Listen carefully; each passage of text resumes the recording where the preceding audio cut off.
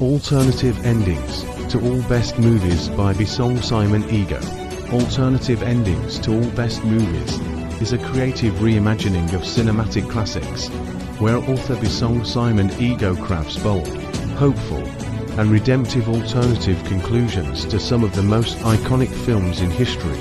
Each rewritten ending provides deeper emotional resonance, stronger character arcs, and thought-provoking messages that reflect themes of redemption, justice, unity, and transformation.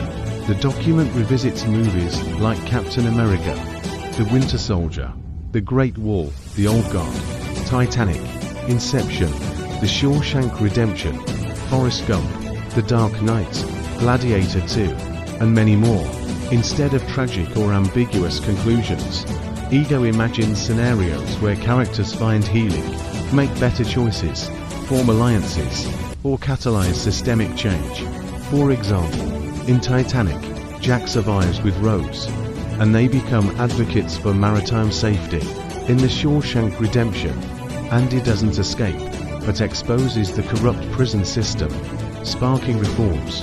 In The Dark Knight, Harvey Dent survives and joins Batman in the fight for justice.